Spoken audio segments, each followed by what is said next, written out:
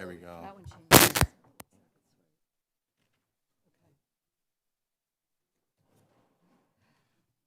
Chairwoman Daly, Present. Representative Bellman, Representative Boyd, Voting by designation. Representative Brennan, Voting by designation. Representative Cepeda Freitas, Voting by designation. Representative Serrato, Here. Representative Powell, Voting by designation. Representative Probst, Voting by designation.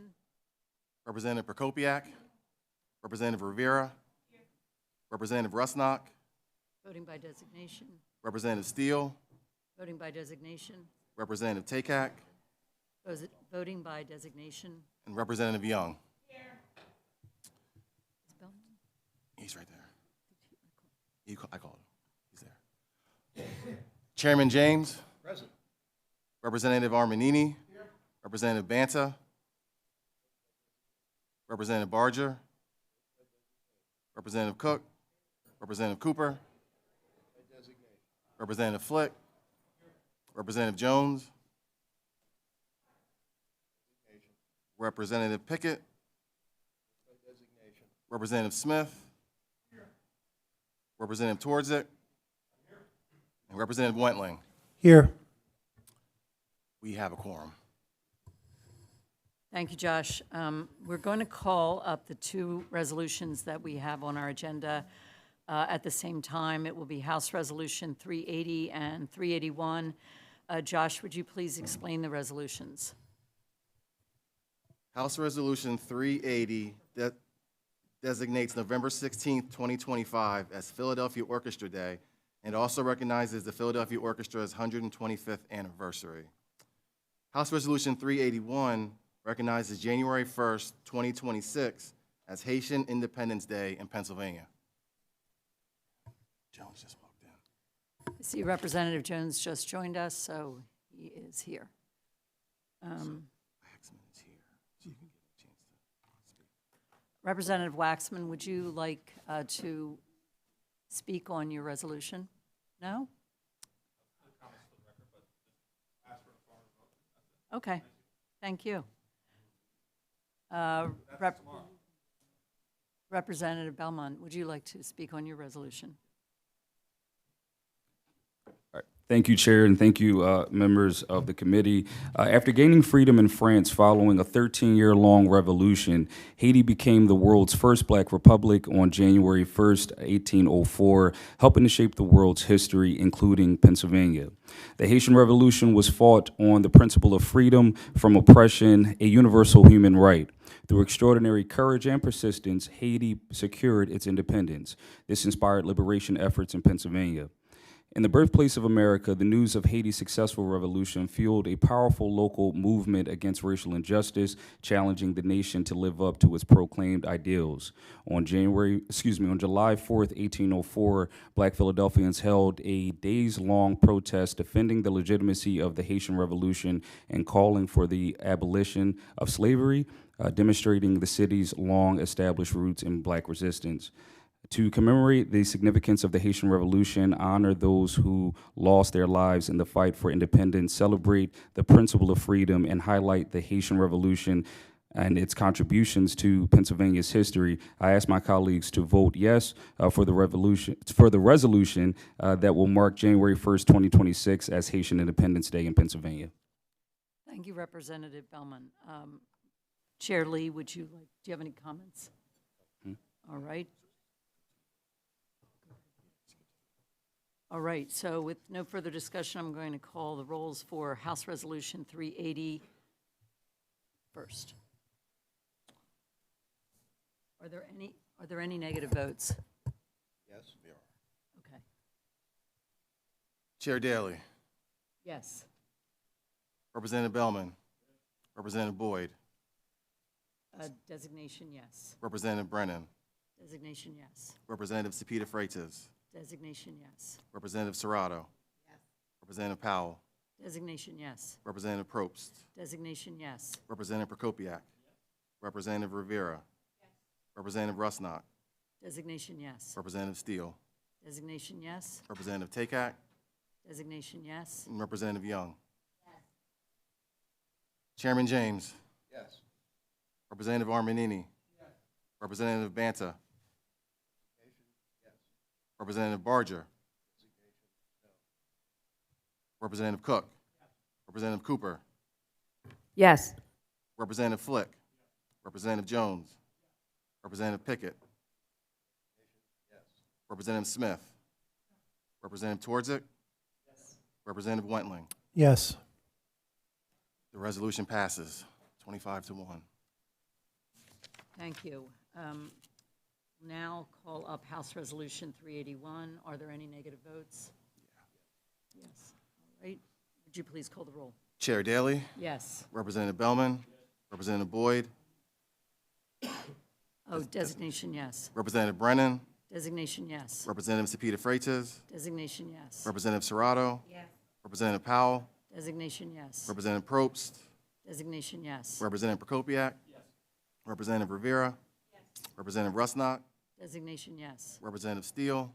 Designation, yes. Representative Takak. Designation, yes. And Representative Young. Chair James. Representative Armanini. Representative Banta. Representative Barger.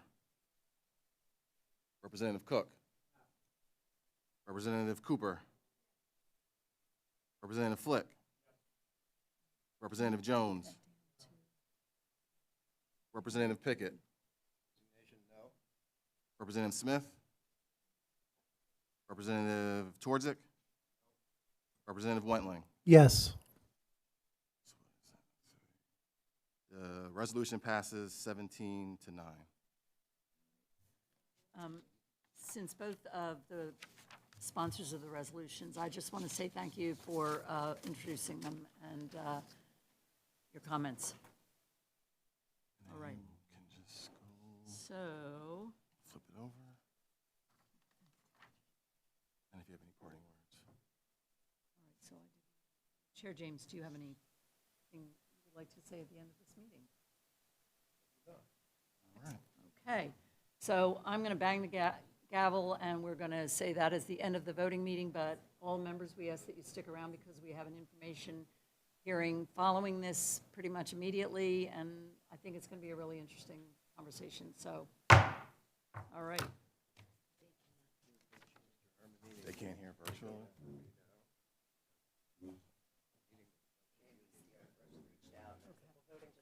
Yes, that's fine.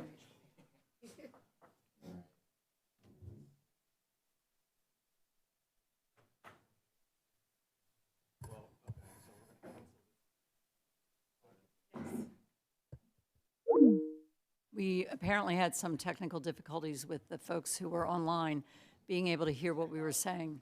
So we're not going to repeat that, but we are just checking to make sure that they can hear for the information meeting.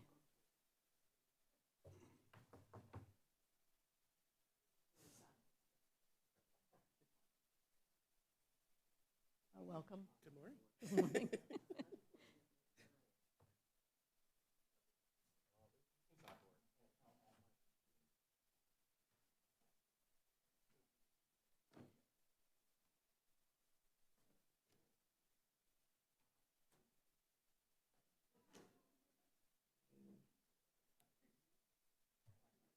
Dan Gracie.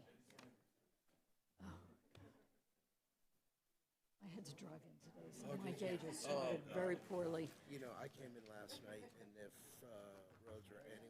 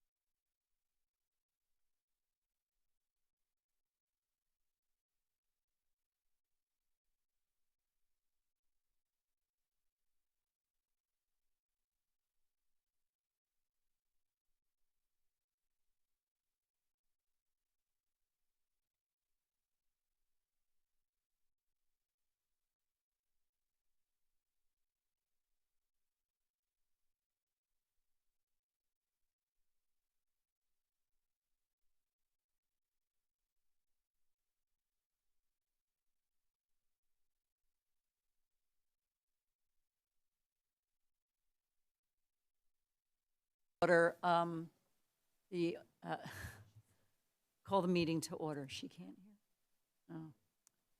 We may have to wait a couple minutes. Definitely having a Monday here, aren't we?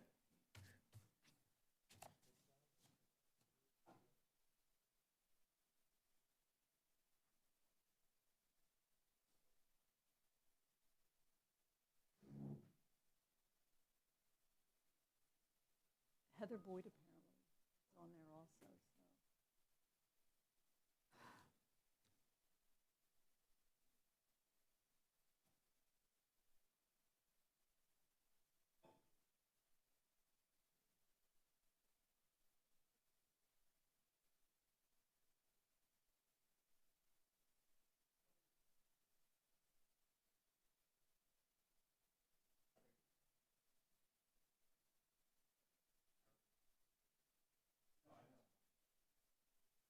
They should call DIT also. Oh, you're DIT. Well, thank you.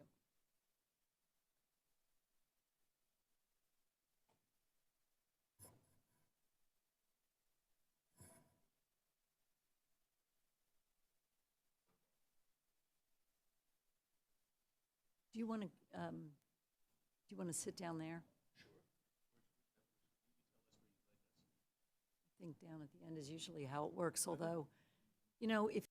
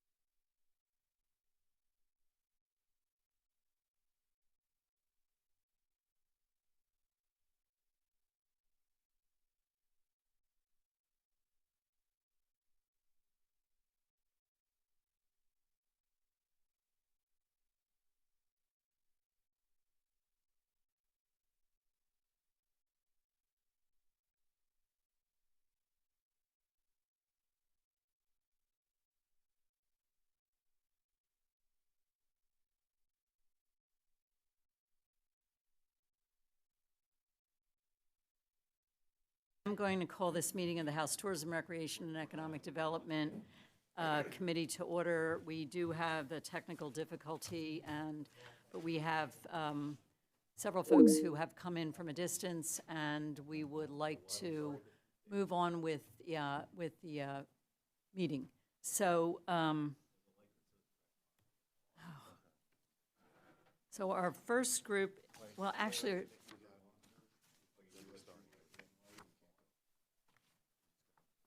no, I can do this.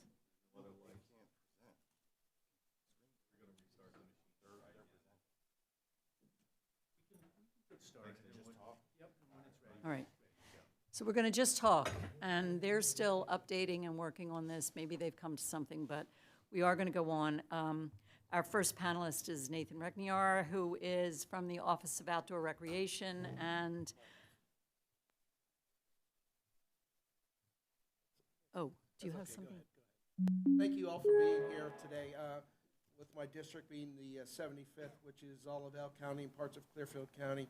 Of course, our area is very heavy in outdoor recreation, with the Bright Spot being one of the top 5 tourist attractions in Pennsylvania, being our Elk Center and Benazet. So I'm looking forward to hearing how what you can bring, to grow the outdoor industry, economics of it, and I thank you all for coming today. Thank you. All right, so Nathan.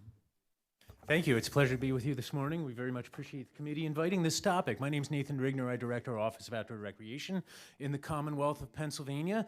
The way we explain our work, you might think about outdoor recreation as a good time outside with friends and family. It is that. We also think about it as an industry in Pennsylvania, $19 billion, 168,000 jobs, and a strategic tool for economic development. We're going to try and move through, my fellow panelists, understanding some of our constraints. We'll move through the panel this morning quickly. So, the Commonwealth in Pennsylvania has been working hard to grow our outdoor recreation industry and our economy. Our outdoor economy in Pennsylvania is a critical tool for retaining our youth, attracting workforce to the Commonwealth, stimulating entrepreneurs, and recruiting businesses to move to Pennsylvania.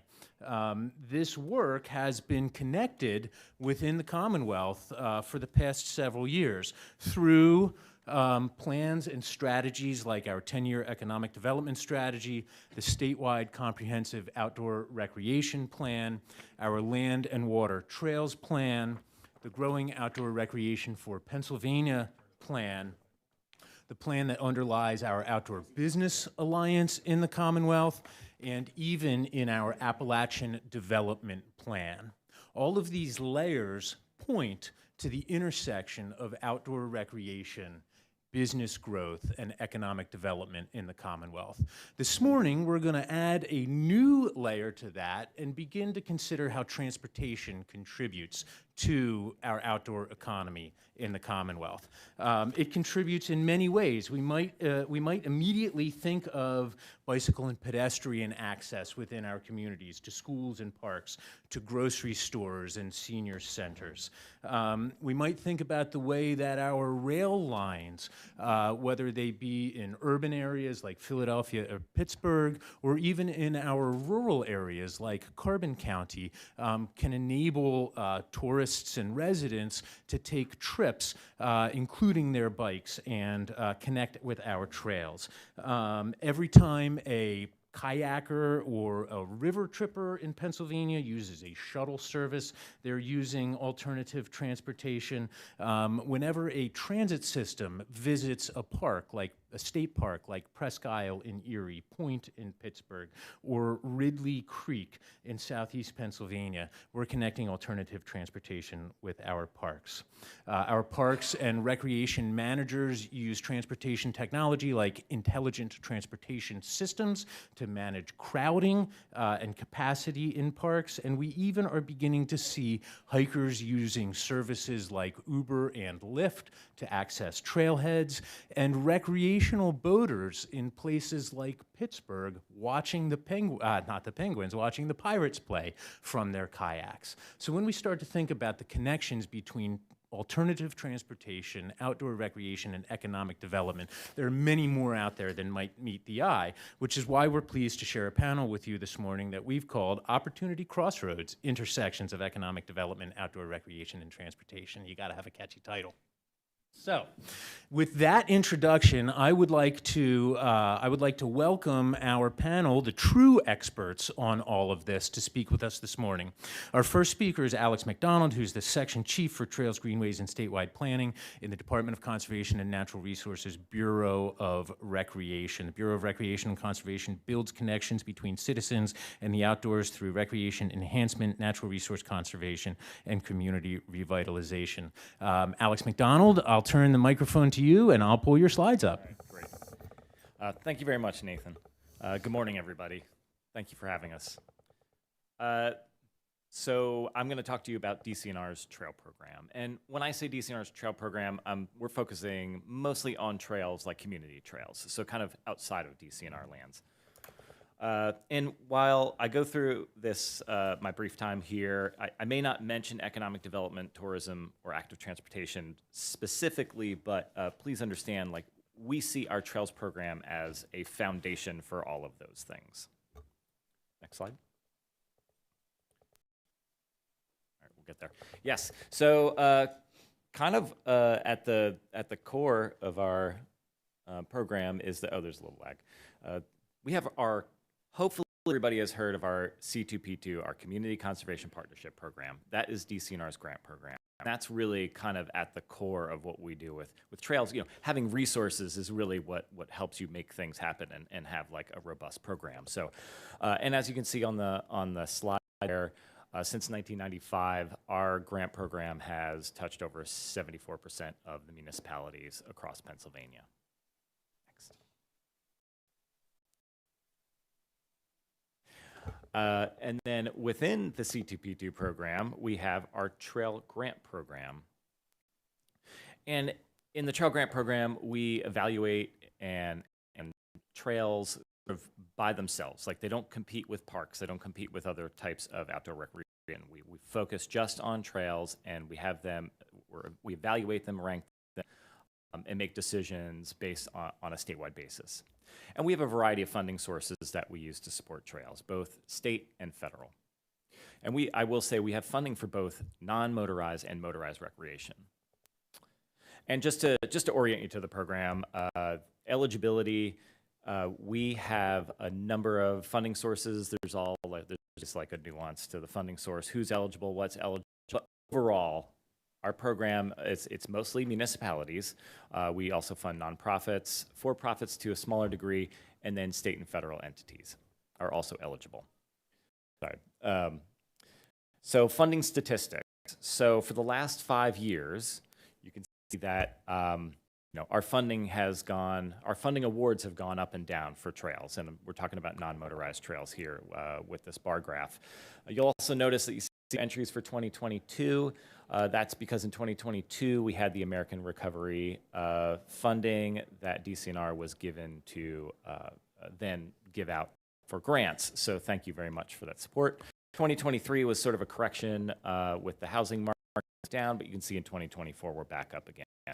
And non-motorized trails, that represents 160 grant awards, 46 million in total, 100 new miles of trail, 54 miles of rehabilitated trail, 51 bridge projects, and that supports 32 trail gap projects. And I will say just that motorized projects outside of the 162, we have 64 grant awards over the last 5 years at $11.7 million.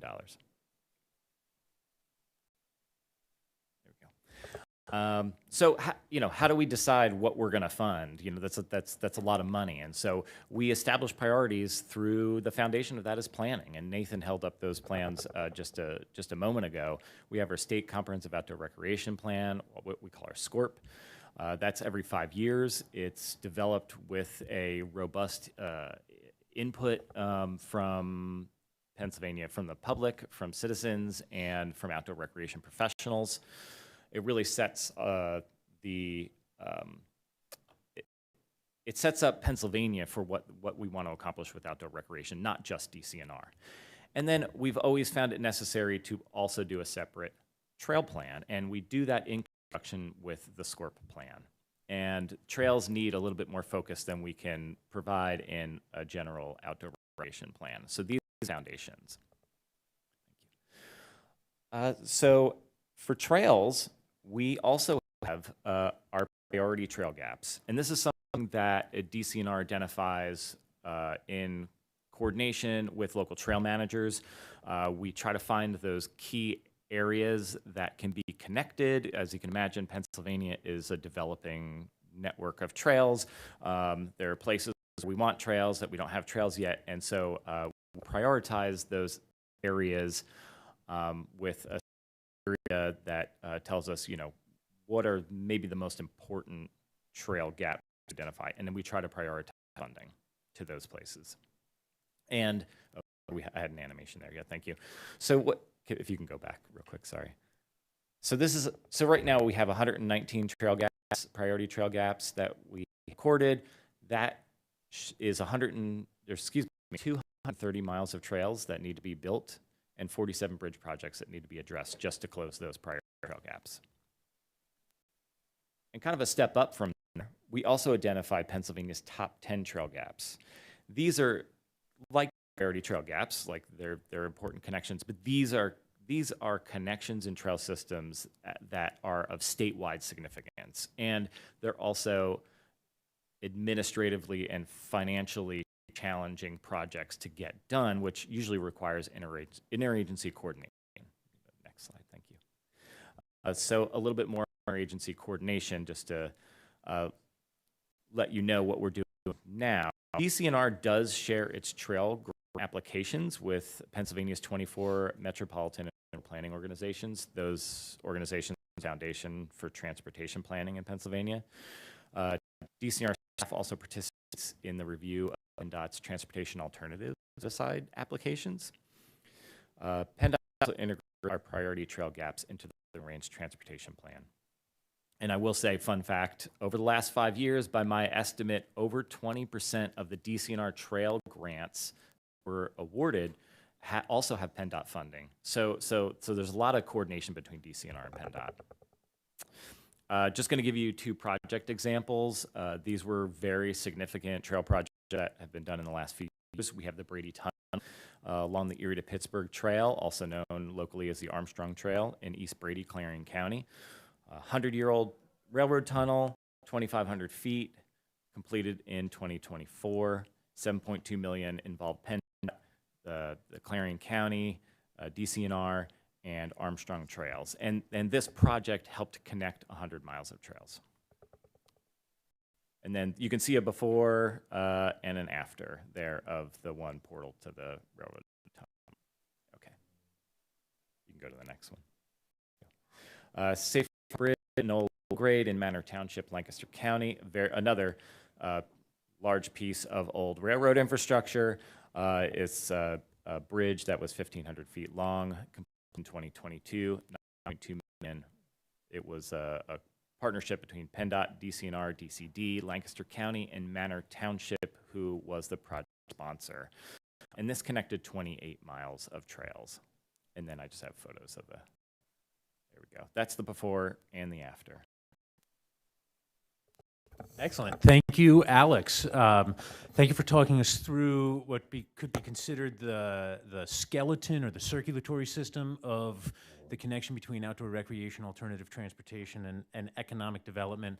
Now let's turn the microphone to the Outdoor Business Alliance of Pennsylvania and its interim executive director, Silas Chamberlain, to activate that skeleton or circulatory system to bring life to our communities.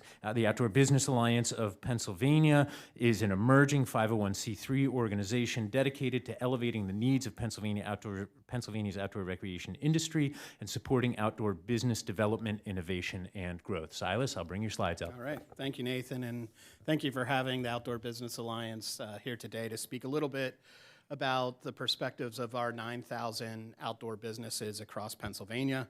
As Nathan just mentioned, we were formed earlier this year as a 501c3 and have a illustrious board, including Representative Daly as a member, and lots of strong supporters across Pennsylvania. OBA is an outcome of a lot of outreach across Pennsylvania.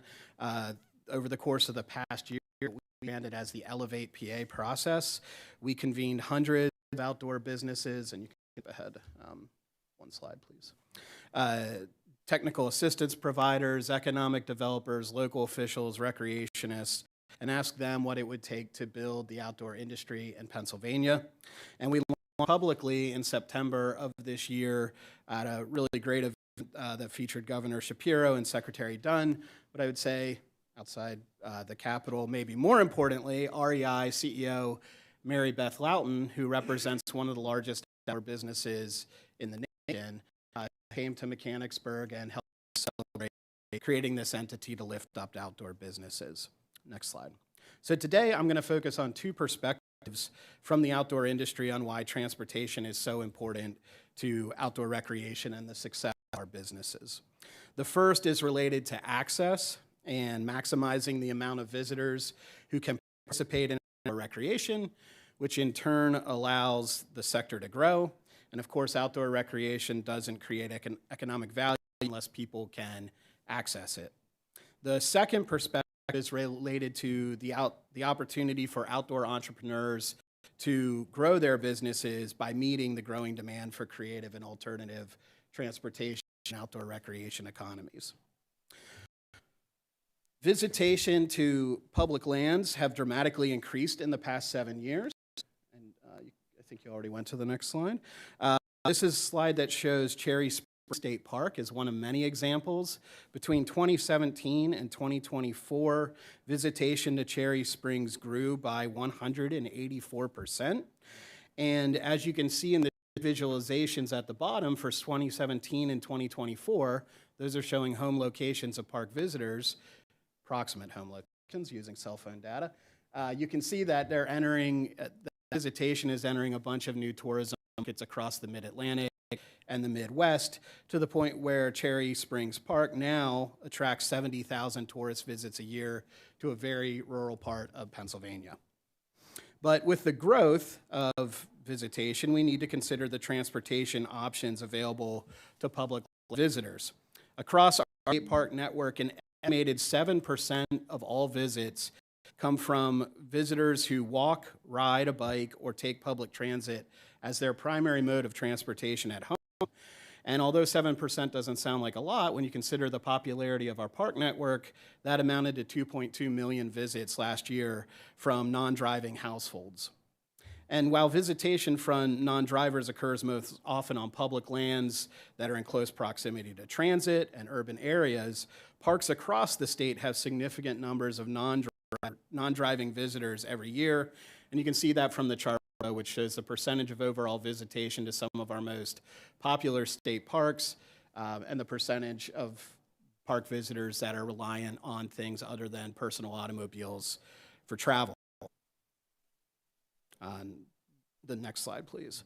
One of the obvious transportation solutions for non-driving households is ride-sharing companies such as Uber and Lyft.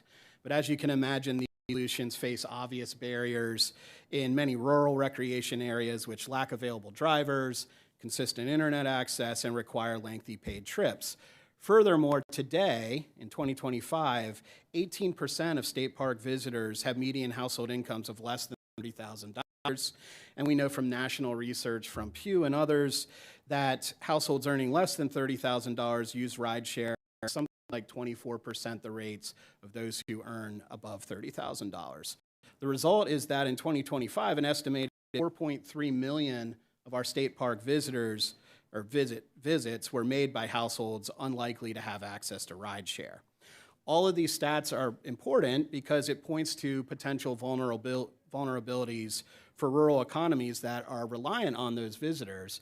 And so if they face unstable transportation access, it threatens the business patronage that our rural economies rely on. Popular rail trails like the Trail and the Great Allegheny Passage generate sustained economic activity precisely because visitors can move town to town without a car. Communities with trailheads connected to downtown see higher spending on food, lodging, and retail, not just higher trail use. And as you can see in this slide, the maps show the most popular business destinations for users of the Heritage Rail Trail in York County on the left and the Pine Creek Rail Trail in north central PA on the right. And in both cases, you can tell by the locations of the waypoints that business patronage for users of both trails are concentrated in the trail towns directly adjacent to the trail itself. The next slide allows us to compare those maps to this map of top business destinations for visitors to Gifford-Pinchot State Park in northern York County.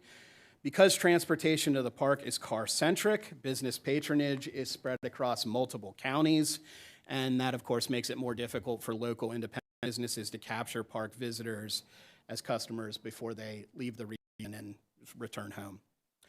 The second perspective I want to offer is on what to do about these transportation barriers, and I know my fellow panelist, Rich, will speak about this from a public transit perspective.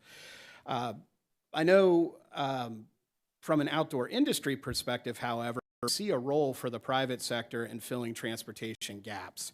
Already across Pennsylvania, we are seeing, slide please, we are seeing growth in shuttle services serving trail systems and river corridors like those provided by Wilderness Voyagers based in Ohio State Park, Ohio Pile Park, e-bike rentals like those offered by Bronson Bikes in Weisport, which is in Carbon County, just a couple steps from the D&L Trail, watercraft delivery and upstream shuttle services such as those provided by Endless Mountain Outfitters along the Susquehanna River, independent gig workers who increasingly are offering ad hoc personal transportation and shuttles for hikers on the Appalachian Trail and elsewhere, bike shuttle service providers who have traditionally provided livery services for kayaks and bikes are now also extending their services to offer VIP shuttles to tourists of all types across the Poconos through Pocono Bike Rentals. And we're even seeing partnerships between parks and rideshare companies, as we're seeing in the National Park Service do in Valley Forge, where they're designating drop-off and pick-up points and really marketing use of rideshare to get to their facilities. But all this work is not yet scaled to meet the demand, and so to encourage more private activity, we need to overcome persistent barriers to capital for outdoor entrepreneurs. These are especially prevalent in under-resourced rural communities and for businesses providing seasonal or ad hoc services. So in 2026, the Outdoor Business Alliance of Pennsylvania is launching an Outdoor Economy Funders Roundtable and will issue a State of Outdoor Capital report aimed specifically at overcoming barriers to deploying capital to outdoor businesses, including those in the transportation space. We also need to continue to raise awareness about transportation as a potential business opportunity and lift up the solutions that are already working well in the private sector. With seed funding, our Trail Town programs and Rivertown programs can pilot services to demonstrate demand and then encourage private businesses to make them permanent.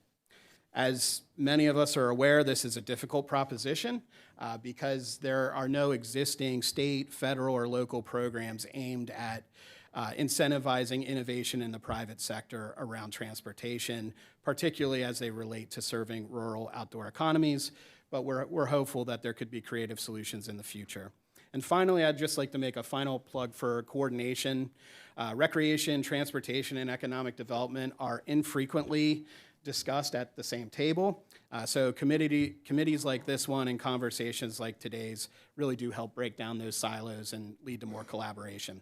So thank you for having me with you today and for allowing the Outdoor Business Alliance of Pennsylvania to have a presence. Thank you very much, Silas. The Outdoor Business Alliance of Pennsylvania really is helping to lead us in new directions and find new solutions. Next, we turn to our third panelist, Rich Farr, Executive Director of Rabbit Transit, to share the perspective of a rural regional public transit system. Rabbit Transit, a regional public transit provider, offers a variety of transportation services to residents of Adams, Columbia, Cumberland, Dauphin, Franklin, Harrisburg City, Montour, Northumberland, Perry, Snyder, Union, and York counties. Thank you, Rich. Yes, good morning. Thank you for laying out the lay of the land of where I operate.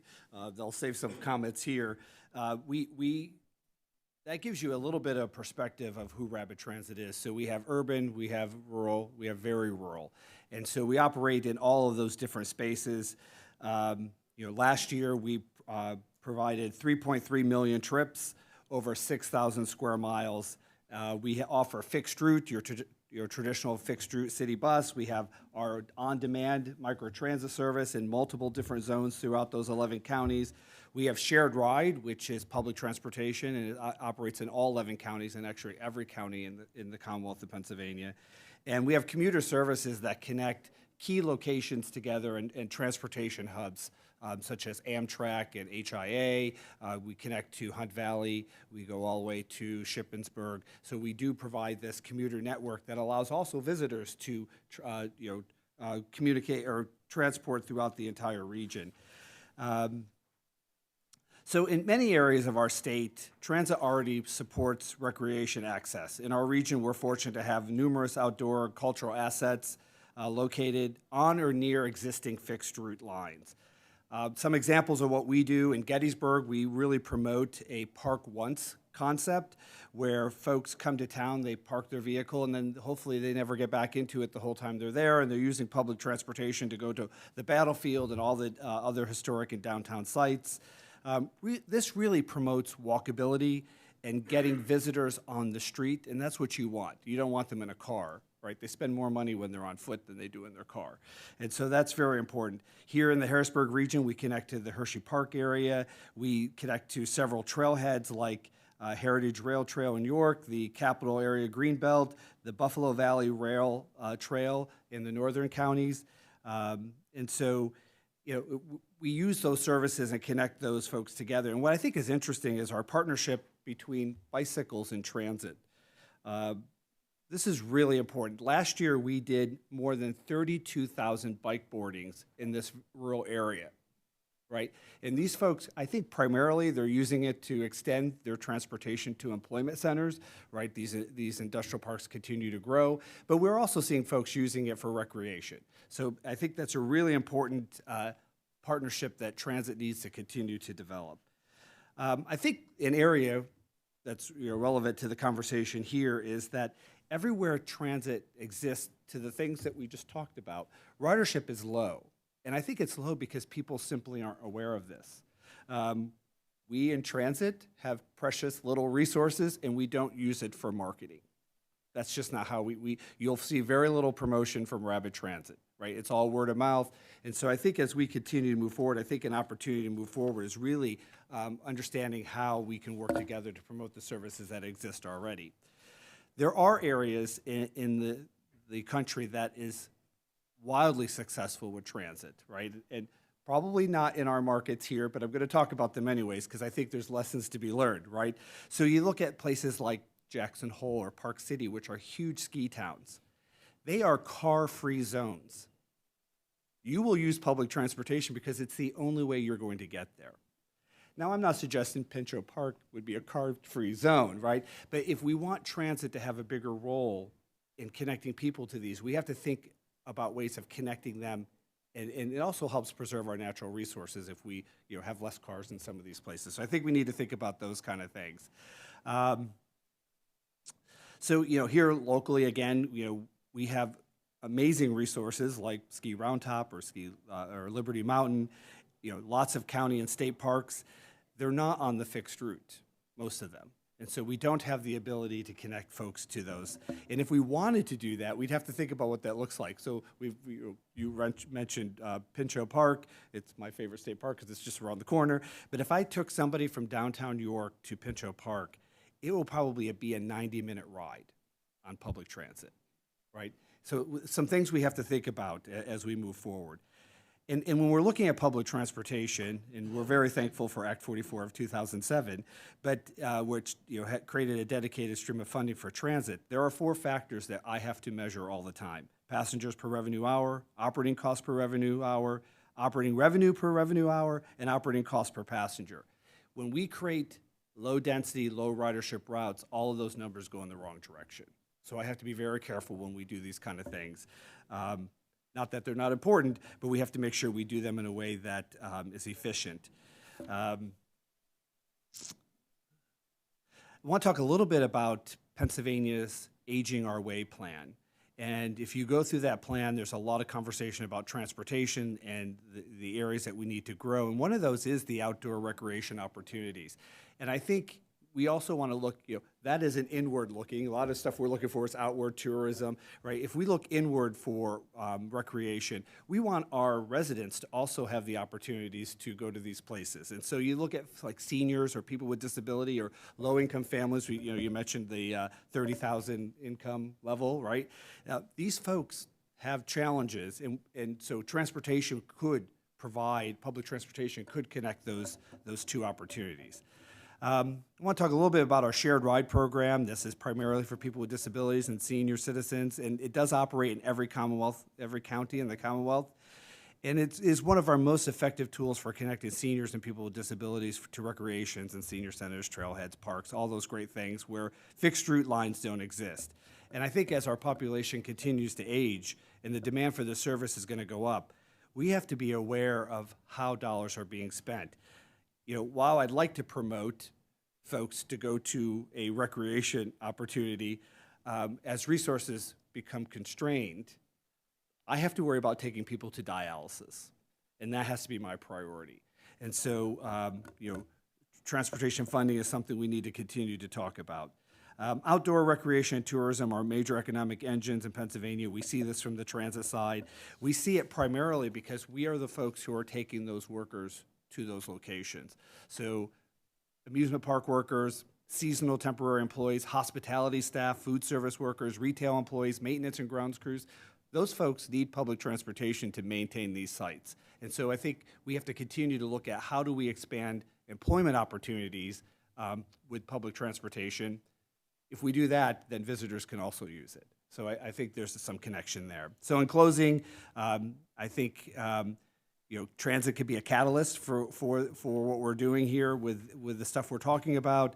Again, recognizing we connect workers to jobs and residents to recreation, seniors to outdoor. And with appropriate investment and partnership, I think we can expand some of these opportunities and meet some of the challenges that we talked about. So thank you for this opportunity. Excellent. Thank you, Rich. I can't help myself. Thank you for taking a look, helping us take a look under the hood of the transit bus. Thank you, Silas, of how that operates. To round out, and I also want to commend our panel on helping to get us back on track timing-wise. Nicely done. We're going to switch over to our final panelist, Derek Dawson with Visit Pittsburgh, to talk about Pittsburgh's 10-year tourism development strategy and the role outdoor recreation and transportation play in it. Visit Pittsburgh is dedicated to generating business events, sports events, and leisure travel business for the Pittsburgh region. Derek, take it away. All right, can you hear me? Wonderful. Well, I appreciate the opportunity to be here and speak with the group today. We'll just jump right in quickly here. Destination marketing organizations, what are they? So they are nonprofits or quasi-public agencies that promote a specific place to attract visitors, meetings, conventions, and events. For us, that place is Pittsburgh and Allegheny County, but there are DMOs across all of Pennsylvania, within each county in Pennsylvania, most counties in Pennsylvania. What do we do? The way that I like to talk about DMOs is that we are economic development agencies. We just do it through tourism. So think leisure travel, conventions, sports events, and festivals. We advocate for the tourism industry, the tourism sector, and for our local partners and businesses. And then we also work with local partners to continuously develop the tourism sector as we look at our comp set, the cities that we're competing against. So who do we work with and how? Generally speaking, we work with everybody in our areas. But more specifically, we work with local tourism asset owners and operators. So think, yes, restaurants, hotels, attractions, but also your local coffee shops, your mom and pop retail shops, your outdoor attractions. We promote those businesses to visitors. We provide opportunities for them to bid on work within conventions, sports events, and festivals. We partner with them on co-op marketing campaigns. So think a broad outdoor recreation campaign, a broad arts and culture campaign. We pitch their businesses or their places to travel writers. And then we also coordinate the broader tourism community and advocate for the advancement of that community in our sector. A few years ago, Visit Pittsburgh went through the process of creating a 10-year tourism development plan. This was on the other side of COVID. COVID obviously had some pretty significant impacts on the tourism industry. And a tourism development plan is really a strategic multi-year roadmap that DMOs use to grow and improve the visitor economy. It's a longer-term vision, really, that's developed by local stakeholders and the DMO in partnership that reaches beyond just the sales and marketing aspects of our organization. It's grounded in developing and strengthening the tourism product, the infrastructure, and the experiences that are available to visitors. For us, that meant bringing together hundreds of local businesses, understanding where they were at from a business operations standpoint, where they saw the future of their business and the tourism economy. We also surveyed over 3,000 residents and visitors to understand what they thought were the pros and cons of being in Pittsburgh and visiting Pittsburgh, knowing that for residents, all of the things that we talk about and promote, those are quality of life assets. The reason people want to visit certain destinations are the same reasons that people want to live in those destinations. And then we worked with over 100 local stakeholders, including elected officials, to understand the priorities associated with their specific communities. For us then, that meant over 100 projects coming out of that tourism development plan over a 10-year period. And for us to implement that, we're working through very deliberate efforts that, again, are identified by the broader community for Visit Pittsburgh to take on to improve the tourism community and increase the economic impact of visitation. So a couple of examples that we've worked on already is we worked with a local group called Venture Outdoors to create a new kayak rental concession right at the David L. Lawrence Convention Center in Pittsburgh. It's on property. So now we are the only convention center in the country with direct access to the water from on property. That then allows us to go after more environmental bio type of conferences that would need that type of access to water or could benefit from that type of access to the water. It also allows us to go after different types of water-based sports events where there's a business aspect to those competitions as well, where they need convention center space. We're also working with local organizations to create wayfinding throughout the city. That's already implemented in downtown. It's going to be in our Oakland neighborhood next, but really that's connecting our neighborhoods by multimodal transportation options. So think walking, biking, running, even kayaking. And looking at the outdoor recreation industry, and Nathan, I apologize if you covered this already, but in Pennsylvania, that's a $19 billion industry as of 2023. It's huge. It's over 160,000 jobs just in Pennsylvania here. So for Pittsburgh, through that tourism development plan, we recognize that we have two really significant areas of growth. One is arts and culture, and the other is outdoor recreation. Pittsburgh's already known as a sports town. We've got that covered. The areas we can grow the most are in those two areas, outdoor recreation and arts and culture. So Visit Pittsburgh is working with local organizations and agencies to establish Pittsburgh as an outdoor recreation hub, linking visitors from Pittsburgh to our 10-county region and beyond, ultimately working to grow that $19 billion economic impact of outdoor recreation in Pittsburgh, or in Pennsylvania. So we work with a group that's called Pittsburgh and its Countryside. It's a 10-county regional partnership where we leverage Pittsburgh as the entry point to the greater southwestern Pennsylvania region. And I think an interesting tidbit here is that visitors no longer need a car to get from Pittsburgh International Airport to downtown. They now have access to safe and friendly bike trails. Visitors can now travel via bike straight from Pitt to downtown and beyond by the Montour Trails Airport Connector and the Gap Trail. So they can really get from Pittsburgh International downtown, and then using the Gap Trail the whole way through Pennsylvania into DC.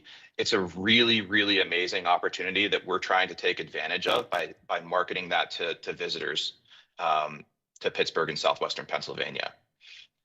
So looking at outdoor recreation as a tool, we see it as not just a way to stay physically and mentally healthy and fit, but it's a tool for economic development. It's linking communities and creating pathways of exploration of locally owned businesses. When people are not in the car, whether they're walking, running, or biking, it's a lot easier to stop and walk into a coffee shop, walk into a retail store, walk into a gallery versus pulling over, finding parking, et cetera, et cetera.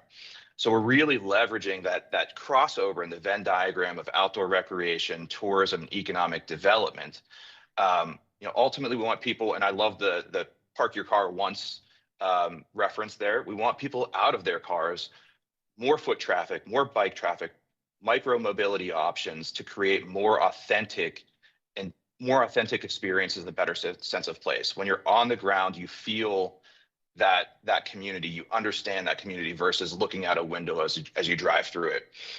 Really, that encourages increased spending in our communities and with our local businesses. And as outdoor recreation is one of our greatest growth opportunities, our priorities at Visit Pittsburgh really revolve around working with our partners and growing both access to and the assets that allow visitors to experience the outdoors here in southwestern PA and more broadly across the Commonwealth.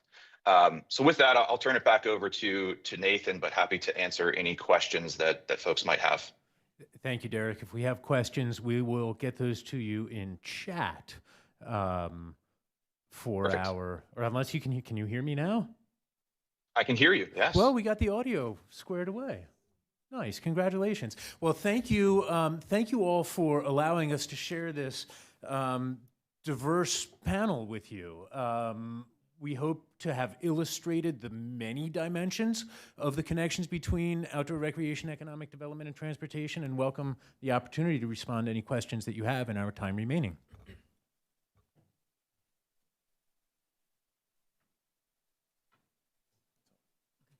So any members of the committee have questions? Jill? Yes, I would like your comment on e-bikes use in the parks. Are you seeing any issues with that? Do you have a limit of speed that they're allowed to have? I'll start off with a little bit of general information and then welcome any of our panelists to contribute as well. We have for several years now had an e-bike policy established here in Pennsylvania that comes from DCNR and provides guidance for DCNR managed land, so state parks and state forests. We see many of our community trail members, and Alex, you can probably speak to this a little bit more, adopting similar policies on that.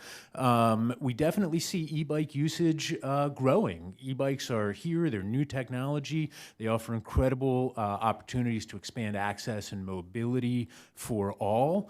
Our e-bike policy does not, well, it does. It specifies a speed limit of 20 miles per hour on our trails, and that aligns with industry guidance in the cycling industry around the three-class system. Many bikes can go over, in the three-class system, the 20 miles an hour. Yes, absolutely. So do you have any upper limit on what, I mean, there are e-bikes now that can go 45 miles an hour. Our policy states 20 miles per hour as a maximum speed for the use of any of the electric features on the bikes. Right. And I will add, you also have to be pedaling. So we don't allow throttle usage in state parks or forests. So as you know, class 2 is 20 miles per hour, but no, it has the throttle. So you're saying they're not allowed? Correct, because you would have to be pedaling. So class 3, it goes up to 28 miles per hour. So are they allowed, and they are pedaling? Yeah, I believe so. Yep. So However, even at a 28 upper speed limit, you're allowing those, even though you're saying you can go to 20 as long as it's pedal? The DCNR policy does not allow use of the electric features of a e-bike at speeds greater than 20 miles per hour. So if a Class 3 rider, for example, were going down a hill without pedaling and exceeded 20 miles per hour, that is allowable within the policy. However, if that Class 3 bike rider were riding at 21 miles per hour with the electric assist, not just with the power of their legs, then that would be out of spec with the policy, so to speak. Are you finding it hard to enforce? There are challenges related to this. As with most enforcement that DCNR does, we have a focus on education, on helping our users to understand the policies, the rules and regulations, why they're there, and we hope and believe that in most circumstances, that education really allows us to close that gap. Thank you. Did you have a question? Yes, Representative Smith. Thank you all for coming. Great information. It was very brief, though. I know we're in a short time span here. But my question, and I guess my point would be more to Mr. McDonald on off-road motorized trails. I've heard that the DCNR would like to increase the plate fees on ATV, UTVs, and that's something that I do. Most of the people that I talk to have no issue with that. But I would like to have further discussions before we change that plate fee on things that need changed in the law, the definitions of an ATV, UTV, ROV, that type of thing. And I'm very open to have those discussions with you or anyone within the DCNR here in the near future to try and come up with a plan on getting that done. Oh, sorry. Thank you. That would be great. Thank you. Yes, and that is something that also came out of the SAC committee, the Snowmobile and ATV Advisory Committee. Also has interest in raising the plate fees, and so I can bring this back to our folks that are working on that. Our Deputy Secretary of Administration that's mostly in his wheelhouse is the registrations. Thank you very much. Yeah, thank you. Is four wheelhouse? Yeah. Representative Armanini. Yep, thank you. Thank you again for everyone, giving your testimonies and the information. Of course, living in a very successful, growing hub of outdoor recreation, I have many things. I live in an area in Treasure Lake where there's a KOA who, the trailhead now, they're trying to increase people coming in. It's amazing the, quote, camping lots that are being purchased because of the side-by-side trail that now can start at that KOA and go all the way to the Elk Center. So, we're seeing this growth, with the side-by-sides, and as Representative Smith said, I think we really need to, start making the side-by-side a little bit more friendly because from my information, side-by-sides are going to be a $16 billion industry by 2033. Pennsylvania needs to start taking advantage of things in the beginning instead of trying to catch up. I'm tired of catching up in Pennsylvania. Other things that I noted when I was doing a pheasant release on game lands, the roads, quote, trails that go throughout there were amazing. Some of the most beautiful, area. And, I asked, can, you ride a bike, e-bike and so forth, giving people opportunities with disabilities to experience nature in a whole different way. But I was amazed as we're driving through, there's a huge tower with the big sonar thing that is getting all the birds' noises that are coming through, that they're, monitoring things like that. What an educational experience for people to realize this is what's happening. You're only going to find that out if you're driving on that trail. Also, like the natural gas wells that are there on those lands producing gas to whereas it's not really disturbing nature. Let's start educating people how this all works together to make Pennsylvania prosper. And, the other thing that Derek, from Pittsburgh, buddy, we need to get HB 1347, the Tourism Improvement District bill passed in the Senate. Because here it is, we all know we need to generate funding for this, right? This is a fantastic, you can call it what you want, tax that will help Pittsburgh generate everything that he spoke about in moving and growing. Myself, to me, Pittsburgh, I still call I can call home. Even though it's 102 miles from me, that's where myself and my family go to root on, of course, the Steelers, the Penguins, the Pirates, and experience all the cultural things from plays, concerts, and, you know, experience of being in the Strip District. So there's many, many opportunities, and you know how you said with transportation, you know, seeing my ATA, Area Transit Authority, you know, more from like the bus types, you know, talking with the director there, we need to start looking a little bit more on an Uber, like how you mentioned getting that patient to dialysis. That's a, you know, that's a certain time. We don't need a 25-person bus transporting that person. How can we, you know, revitalize how we're going to transport these people? And, you know, working with everyone from the Game Commission, the Fish Commission, you know, where we're having problems with getting those trails completed. DCNR, hats off to you guys. You see it. You realize that we have all these, say, commissions and so forth, that they are tunnel visioned on one thing. You are trying to make it appeasable to everyone, which I commend you on, and that's why I always like working with you guys. I thank you very much. This was great information. A lot of good things can come from Pennsylvania, and for once, let's be a leader. You know, let's looking for economic growth. Most kayaks are made in Utah. Why don't we have a kayak manufacturer in Pennsylvania? We have the Cracker plant in Beaver County, which is making one of the plastics that are made to manufacture kayaks as a byproduct that they're making. Why are we not pushing that you can get your raw materials right here in Pennsylvania? We have some of the best waterways. Why aren't we doing things like that? These are things that we need to do. I apologize for taking up so much time, but I'm really thankful for you being here today. Thank you.